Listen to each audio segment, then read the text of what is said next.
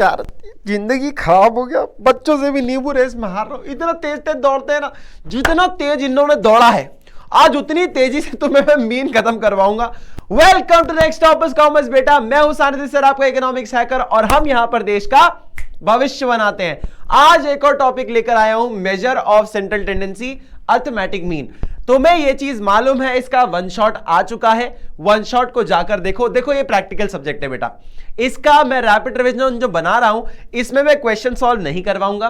तो अगर तुम इस फिराक में हो कि अगले 10 मिनट का जो वीडियो है, 12 मिनट का जितना वीडियो है, अगर इसमें कुछ मुझे फायदा मिल जाए तब मिलेगा जब तुमने रिवीजन नहीं उसके साथ में वन शॉट देखा। ये उन लोगों के लिए जिनको आता है चैप्टर, तो एक क्विक रिवीजन करने के लिए जरूरी है। ठीक है बेटा, चलो जी ज्यादा बात नहीं करेंगे, चैनल पे जाकर भैया वन शॉट देख लेना, बहुत जरूरी है, प्रैक्टिकल सब्जेक्ट है, क्वेश्चन सॉल्व करने पड़ेंगे तभी बनेगा ये। चलो सबसे पहले sir, major of central tendency का मतलब क्या है?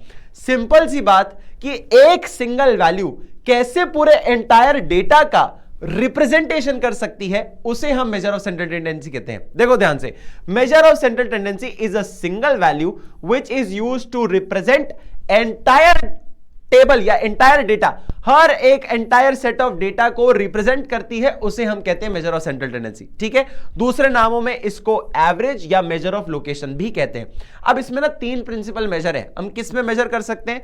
अर्थमेटिक मीन, मीडियन और मोड। ठीक है, इसके अलावा भी कई तरह के एवरेजेस होते हैं जो कि हमारे पास टाइप्स ऑफ एवरेजेस, जैसे कि arithmetic mean, geometric mean, harmonic mean, आपके पास median, mode, moving average, percentage और कॉम्पोजिट एवरेज। इस चैप्टर में हम लोग सिर्फ और सिर्फ मीन की बात करने वाले, तो आप अर्थमेटिक मीन की शुरुआत करते हैं और उसी को पढ़ते हैं। ठीक है बेटा, सबसे पहले देखो अर्थमेटिक मीन का सिंपल हिसाब किताब है, सारी ऑब्जर्वेशन को टोटल कर दो और उसको नंबर ऑफ ऑब्जर्वेशन से डिवाइड कर दो, आपका अर्थमेटिक मीन आ जाएगा। फॉर एग्जांपल, जैसे कि आपके 10 बच्चों के क्लास के मार्क्स को मैंने 10 लोगों से डिवाइड किया तो मुझे क्लास के एवरेज मार्क्स मिल गए, हाँ या ना? यह आपका अर्थमेटिक मीन है। Arithmetic mean is defined as the sum of all the values of observation divided by the number of observation. जितने भी बच्चे थे उनके मार्क्स टोटल किए, जो भी टोटल आया उसको 10 से डिवाइड किया, एवरेज क्लास के मार्क्स जो है वही आपके अर्थमेटिक मीन होते हैं। इसलिए कॉमन आदमी इसको क्या बोलता है? एवरेज भी बोलता है। ठीक है, एवरेज क्लास के मार्क्स मतलब अर्थमेटिक मीन। ठीक है बेटा, तो इसको मीन के साथ साथ एवरेज भी बोला जाता है। इसको डिनोट किससे करते हैं हम लोग? एक्स बार से डिनोट करते हैं। ठीक है, अब यहां पे ना 2 काइंड्स हैं। कैसे?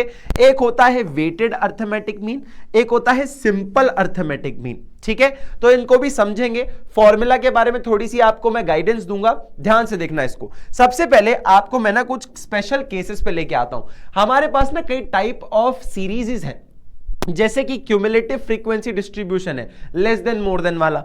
आपके पास मिड वैल्यू है कि आपको क्लास की मिड वैल्यू दी गई है, उसके हिसाब से आपको मीन निकालना होगा। इंक्लूसिव क्लास इंटरवल है, इंक्लूसिव एक्सक्लूसिव पढ़ा हुआ है ना आप लोगों ने पहले से, हाँ या ना? फिर आपके पास ओपन एंडेड है। ओपन एंडेड मान लो ऐसी सीरीज जिसमें बिलो 50 दिया हुआ है। अब बिलो 50 कितना होता है? 40 to 50 भी होता है, 30 to 50 भी होता है, 20 to 50 भी होता है, 10 to 50 भी होता है, 0 to 50 भी होता है। कितना माने? अबव 100 कितना? 100 to 200, 100 to 1000 कितना ले? तो इनको कहते हैं ओपन एंडेड, जिनके एंड्स दिए ना हो। ठीक है, अब आता है unequal classes. Unequal class interval मतलब जिनके क्लास इंटरवल मतलब इंटरवल्स जो है उसमें गैप अलग अलग है, जैसे कि 10 to 20 10 का गैप है, 20 to 25 5 का गैप है, तो अनइक्वल हो गया ना। ऐसी क्लासेस भी दी जाती है हमें। ठीक है, अब इन सारी क्लासेस के एक एक एग्जाम्पल आपको मीन के करने पड़ेंगे, याद रखना, यह आपको प्रैक्टिस करनी पड़ेगी और प्रैक्टिस से ही आप इस टॉपिक को मास्टर कर सकते हो। मैं एक क्विक रिवीजन में आपको सॉल्व नहीं करवा सकता क्वेश्चन, तुम्हें भी पता है, मुझे भी पता है, तुम मुझसे रॉकेट साइंस एक्सपेक्ट नहीं कर सकते भाई। 10 मिनट में तो मैं हर एक टाइप का एग्जांपल करा दूं, पूरी दुनिया में कोई नहीं करा सकता। ठीक है, चलो जी, तो तुम्हें अपनी जो भी रिफ्रेशर है उससे एक एक क्वेश्चन लगाना है, तुम्हें बहुत अच्छे से तुम्हें क्लैरिटी आ जाएगी टॉपिक की। ठीक है बेटा, अब ध्यान से देखो, हमारे पास कुछ इसके मेरिट्स और डीमेरिट्स है, फायदे और नुकसान है। क्या फायदा है? एक तो बहुत आसानी से आप समझ सकते हो और बहुत आसानी से निकाल सकते हो। क्लास के एवरेज मार्क कैसे निकले?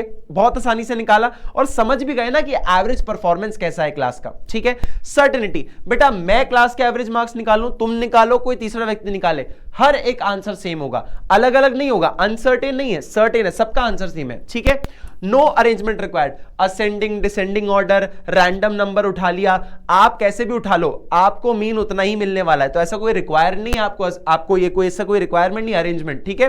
फिर आता है बेस्ड ऑन ऑल आइटम्स, सारे आइटम्स जो है, जैसे कि 10 स्टूडेंट्स है ना, तो 10 स्टूडेंट्स को लिया जा रहा है, ऐसा नहीं किसी को स्किप कर दिया, सारे लोगों को लिया जा रहा है, हर एक सेट को लिया जा रहा है। अल्जेब्रिक ट्रीटमेंट, स्टैंडर्ड डेविएशन वगैरह निकालना और ऐसे कुछ भी निकालना हो तो आप अल्जेब्रिक ट्रीटमेंट इसका कर सकते हो। डीमेरिट मतलब ये आपका डीमेरिट है बेटा, डीमेरिट है, ठीक है, डीमेरिट है, ये डीमेरिट आपका, ठीक है। अब ध्यान से देखना, डीमेरिट क्या है इसका, affected by extreme values, extreme values से अफेक्ट होता है, उसके साथ अपसर्ड रिजल्ट है। अब मैंने एक एवरेज निकाला जिसमें मुझे ना मीन आ रहा है 15.5 बच्चे। अभी 15.5 बच्चे क्या होता है यार, 15 बच्चे और आधा बच्चा, आधा के कमर तक का बच्चा है, तो ऐसा नहीं होगा ना, अपसर्ड रिजल्ट्स भी आते हैं आपको, ठीक है। फिर assumption in case of open ended series, मैंने तुम्हें बताया था बिलो 50 कितना ले, आप अगर 30 to 50 लेते हो, कोई इंसान 20 to 50 ले ले, कोई इंसान 0 to 50 ले ले, सबके आंसर पे कहीं ना कहीं इंपैक्ट हो सकता है ना, तो इस वजह से आपको ना अजम्पशन से एक्यूरेसी नहीं आती। फिर आता है लास्ट पॉइंट आपका, second last point, not possible in case of qualitative character, अगर क्वालिटी शो करना है, ब्यूटीफुल, ऑनेस्टी और ये सब, तो मीन उसके लिए नहीं होता है, मीन क्वालिटी को नहीं शो करता, क्वांटिटी को शो करता है। और आपका आता है कंप्लीट डेटा रिक्वायर्ड, अगर आपको मीन निकालना है तो आपको पूरे डेटा की जरूरत है, आप जितना कम डेटा ले रहे हो, अगर आधा डेटा लोगे तो मीन गलत आएगा फिर आपका, ठीक है। तो सारे डेटा की रिक्वायरमेंट जरूरी है, क्लियर है बेटा। चलो अब तुम्हें लेके आता हूं मैं यहां पर और तुम्हें कुछ चीजें बताता हूं। हमारे पास ना यहां पे 3 सीरीज हैं, कैसी, एक इंडिविजुअल सीरीज, एक डिस्क्रीट सीरीज और तीसरी यहां पे कंटीन्यूअस सीरीज, ठीक है। आपको पता है इंडिविजुअल सीरीज में सिर्फ इंडिविजुअल वेरिएबल होता है, एक एक वैल्यू दी गई होती है जो कि रिपीट नहीं होती, ठीक है। उसमें क्या करोगे, हर एक के मार्क्स, जैसे क्लास में हर एक के मार्क्स अलग अलग हैं, 10 लोग हैं, 10 लोग के मार्क्स जोड़े, डिवाइड किया 10 से, आपका आंसर आ जाएगा, इसको कहते हैं डायरेक्ट मेथड, ठीक है। शॉर्टकट मेथड में ना अब आप सबको ना एक अज्यूम्ड मीन से सारी ऑब्जर्वेशन को माइनस करते हो तो आपको एक नंबर मिलता है, उसे कहते हैं डेविएशन, जो कि आपको करता है प्रेजेंट डी से, डी से आप डेविएशन को प्रेजेंट करते हो, उसका total divide by number of observation plus जो आपने मीन अज्यूम किया था उसको ऐड कर दो, तो आपको शॉर्टकट मेथड मिल जाएगा। अब सेम प्रोसेस वही रखना, पूरा प्रोसेस सेम वही रखना, आपने डी निकाला डेविएशन, हाँ या ना, कैसे निकाला, अज्यूम्ड मीन से सारी ऑब्जर्वेशन को माइनस किया, जो नंबर आया वो डेविएशन था, उसी का भी टोटल किया था। अब इस डेविएशन को पता है क्या करना है, स्टेप डेविएशन मेथड में उस डेविएशन को किसी कॉमन फैक्टर जिससे सारे डेविएशन डिवाइड हो सके, उस कॉमन फैक्टर से डिवाइड कर दो, आपको उसका डी डैश मिल जाएगा, जिसे हम डी डैश मिल जाएगा, देखो डैश दिख रहा है, ये डी डैश मिल जाएगा जिसे हम स्टेप डेविएशन कहते हैं। बस पूरा फॉर्मूला सेम रखना, डी की जगह डी डैश आ जाएगा, इनटू जो कॉमन फैक्टर जिससे आपने डिवाइड किया था उसको मल्टीप्लाई भी कर देना, ठीक है। ये सेम काम जो इंडिविजुअल सीरीज में हुआ ना, यही आपको डिस्क्रीट में भी करना है। बस फर्क क्या है, डिस्क्रीट सीरीज में फ्रीक्वेंसी होती है, तो जहां पे एक्स था वहां पे फ्रीक्वेंसी आ जाएगी, ठीक है। यहां पे क्या होगा, देखो x की जगह x के साथ क्या आ जाएगी, फ्रीक्वेंसी 7 आएगी, उसकी जगह पे नहीं आएगी, सॉरी मेरे से गलती हो गई, लेकिन x की साथ क्या आ जाएगी, फ्रीक्वेंसी आ जाएगी। जैसे कि फ्रीक्वेंसी क्या होता है सर, अब जैसे अब मैंने पिछली वाली सीरीज में बोला था कि हर एक बच्चे के मार्क्स अलग हैं, पर प्रैक्टिकली ऐसा पॉसिबल नहीं होता ना, कुछ बच्चों के मार्क्स सेम भी होते हैं, हाँ या ना, तो रिपीटनेस आती है, रेपिटेटिवनेस आती है, तो आप उसको मल्टीप्लाई करोगे हर एक वैल्यू से, ठीक है, उसका टोटल निकालोगे, और frequency he number of observation होता है, तो उसका टोटल करके डिवाइड कर सकते हो। सेम वे डी के साथ करोगे, हाँ या ना, यहां पे डी था, डी अपॉन एन था समीशन, इसमें आप फ्रीक्वेंसी भी ऐड कर दोगे, हाँ या ना, समझ आया। सेम वे इसके साथ करोगे, सेम फॉर्मूला पर एफ आ जाएगा, ठीक है बेटा। सेम बात आपको कंटीन्यूअस सीरीज में होगी, लेकिन यहां पे क्या होगा, कंटीन्यूअस सीरीज में होता है आपको एक रेंज दी होती है 0 to 100 या 0 to 10, 10 to 20, 20 to 30, तो इस रेंज में आपको एक नंबर निकालना होगा। कैसे निकालोगे, मिड वैल्यू निकाल लो, एम आ जाएगा, ठीक है। तो आप क्या करोगे, मिड वैल्यू को लेके आप चीजों को सॉल्व करोगे, क्लियर बेटा। तो आपका डायरेक्ट मेथड मिड वैल्यू से आएगा, शॉर्टकट मेथड में भी आप मिड वैल्यू का इस्तेमाल करके आप डेविएशन निकालोगे, ठीक है। इन सारे तरीकों से आपको कंटीन्यूअस सीरीज भी सॉल्व हो जाएगी, ठीक है बेटा, क्लियर है, कोई दिक्कत कोई परेशानी, ठीक है। कंबाइंड मीन क्या होता है सर, कंबाइंड मीन मतलब मान लो अगर आपके पास 2 ऑब्जर्वेशन थी, 2 ऑब्जर्वेशन के आपने 2 मीन निकाले, अब आप चाह रहे हो कि इन दोनों मीन को मिलाकर मैं कंबाइंड मीन निकाल लो, तो उसका फॉर्मूला कैसे होता है, देखो एक मीन फर्स्ट सीरीज का मीन इनटू फर्स्ट सीरीज की नंबर ऑफ ऑब्जर्वेशन को अपॉन नंबर ऑफ ऑब्जर्वेशन, ठीक है, पहली सीरीज की, प्लस कर दो किससे, नंबर ऑफ ऑब्जर्वेशन दूसरी सीरीज की और उसके मीन से अपॉन नंबर ऑफ ऑब्जर्वेशन।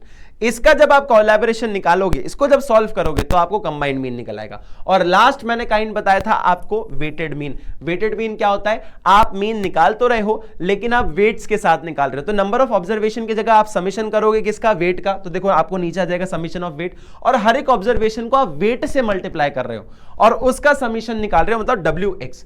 हर एक ऑब्जर्वेशन को वेट से आपने मल्टीप्लाई किया, जो भी नंबर आया उसका टोटल किया, उसको आप समेशन वेट इनटू ऑब्जर्वेशन कह रहे हो। ठीक है बेटा, इसको आप सॉल्व करोगे तो आपको वेटेड मीन मिल जाएगा। क्लियर है बेटा? चलो जी, बाकी इस चैप्टर में इतना ही था। ज्यादा प्रैक्टिकल अप्रोच होती है इस चैप्टर में, इसलिए मैंने आपको जल्दी से खत्म करवाया है। आपको इसके प्रैक्टिकल क्वेश्चन सॉल्व करने हैं, मैंने करवाए हैं, जाकर वन शॉट देख लीजिएगा। ठीक है बेटा, आई होप कि आपको ये चैप्टर पसंद आया हो। Thank you so much. खूब मेहनत करो, खूब प्रैक्टिस करो, और ये पॉसिबल है। जो भी लोग मैथ्स से डरते हैं ना, डरो मत। तुम्हारे सानिध्य सर नॉन मैथ्स वाले थे, उन्होंने बहुत बच्चों को CS 11 12 हर चीज में पास कराया है। तुम बिल्कुल भी टेंशन मत लो। अगर सानिध्य सर पढ़ा सकते हैं नॉन मैथ्स वाले होकर, तो तुम्हें तो भैया तुम्हारी तो नैया पार करा देंगे। ठीक है बेटा, फटाक से वीडियो देखो, खूब मेहनत करो और खूब मार्क्स लाओ। Thank you so much.